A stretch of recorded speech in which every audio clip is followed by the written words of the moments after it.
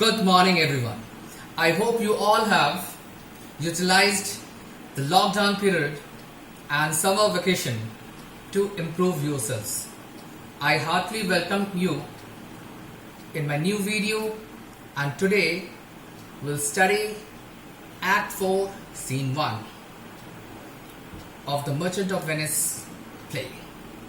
But before we start this new scene, I'd like to clear some of your doubts related to some places that are frequently used in the play, and many of you still don't know where they are and what is their importance.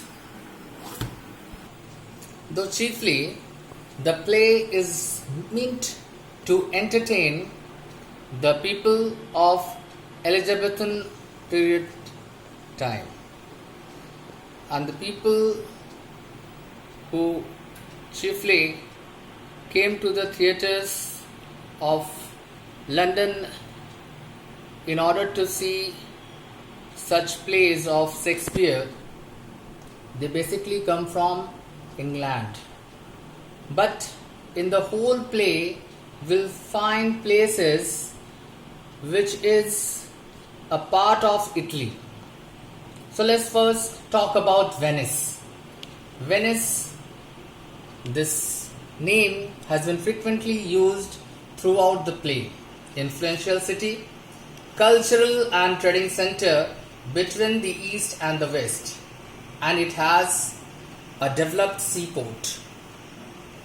Next comes Belmont, a very beautiful city, birthplace of Portia, surrounded by hills and forest, city of wealth, luxury and romance, known for palaces, castles, moonlit gardens, peace, love and harmony. Let's come to Rialto, another place that has been used on a couple of occasions in the play. Rialto is known for its stock exchange. Monetary transactions took place in such a place. Problems pertaining to money and money lending were discussed in such a place. After that, Padua. Remember Portia's cousin coming up from this place, Padua. Educational hub, known for its law colleges. Portia's cousin, Dr. Bellario, a noted lawyer, belongs to this place. After that, Genoa, a lovely place, known for its eateries, drinking spots and gambling.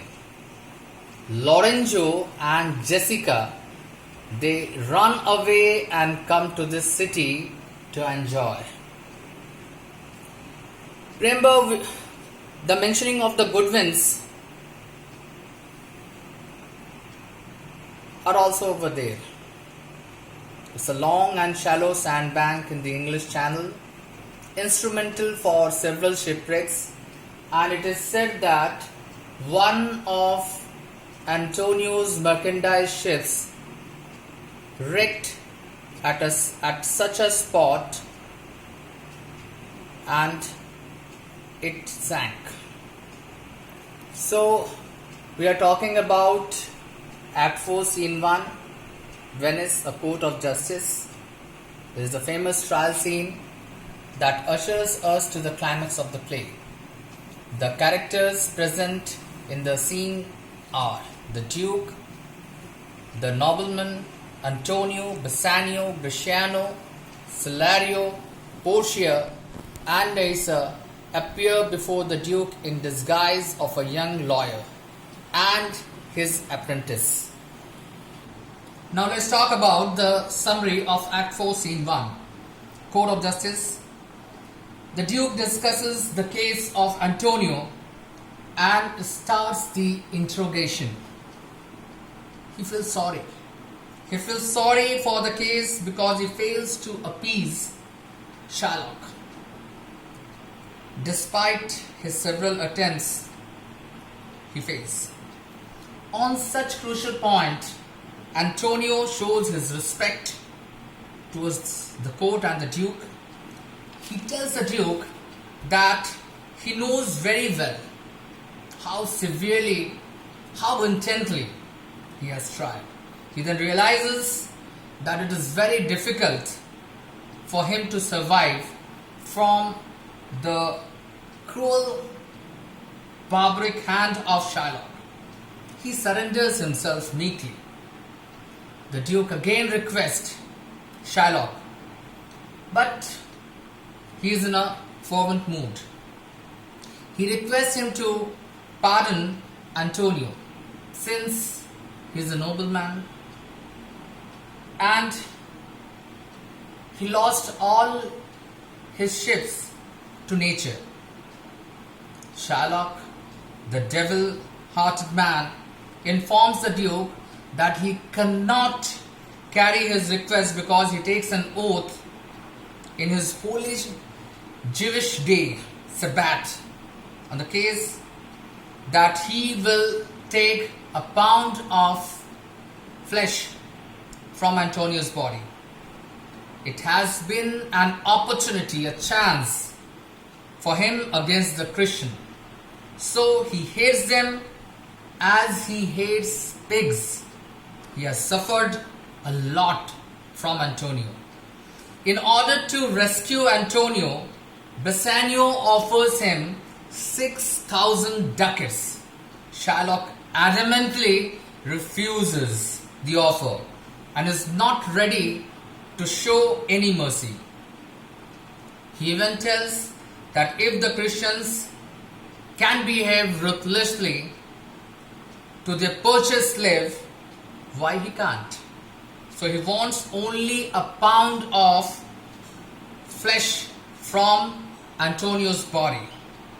The Duke announces that he has the right to dismiss the court, but he will wait for a man, Dr. Bellario, a noted lawyer whom he invites in the court to determine the case because he is an expert lawyer in Padua. On this point, Salarino informs the court that a messenger has come from Padua with a letter.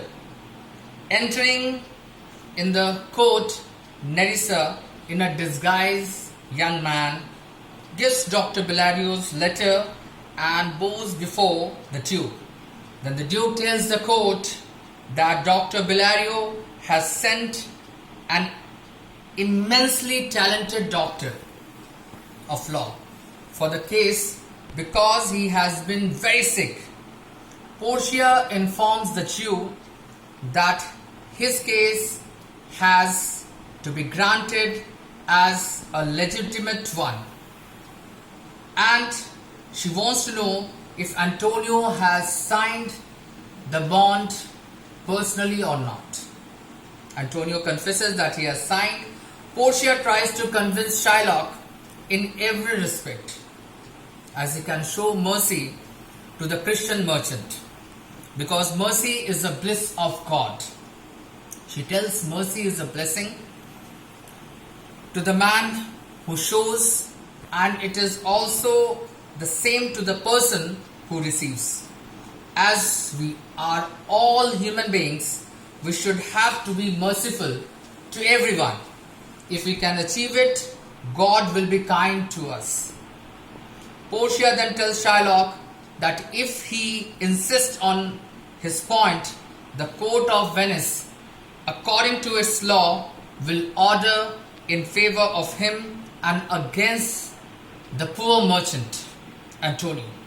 So Shylock becomes pleased in the announcement and describes the lawyer as a Daniel, a youthful, vibrant boy sent by God to give judgment against the evil. On this point of time, Shylock is requested by Portia to take 3 times of the principal amount to pardon the merchant. But Shylock is not ready to yield. So Portia tells Shylock that he will prepare himself for Shylock's cruel knife. Shylock tells that there is no clause to stop the wound in the bond and he is not bound to call a surgeon. That Portia plays an unexpected trick that as there is no clause of bloodshed in the bond, Shylock can get the demanded flesh without shedding a drop of blood. And if there would be shedding of a single drop of Antonio's blood, his land, his all wealth, properties will be immediately confiscated according to the Venetian law. Shylock the devil finally has got the treatment by his own medicine. He has fallen in his own trap. Shylock finally asks his principal amount, and on this point of time Bassanio is also ready to repay, but Portia prevents him because she wants to teach this Jew, this cruel Jew, a lesson. Portia prevents Shylock with a fine according to the law of the country, that half of his properties will be given to the victim and the other half will be deposited in the country's treasury. Portia turns the table and she has pushed the case on the bench of the Duke, who has the right to decide. Now it is proved that an alien, one who is living outside and is doing business in another country, is considered as an alien, has conspired. If it is proved that an alien, an outsider, tries to conspire or conspires to take away the life of a citizen, in such case, according to the Venetian law, all properties of such person will be confiscated. Despite his hatred for Shylock, Antonio proposes the one half of his properties will be given to Jessica, Shylock's daughter. Shylock, after consenting to sign on any suggested proposal, is allowed to go to his house. Bresciano expresses his pleasure on hearing that Shylock will be converted into Christian. Being overwhelmed by Portia's work, the Duke invites Portia. She turns down the proposal, gently telling that she has an urgent piece of work, so she must leave to Venice that night. The Duke then requests Antonio to give the young lawyer some award. Antonio earnestly confesses that he has been very indebted to the young lawyer. Bassanio, having much esteem to the lawyer, offers him 3,000 ducats.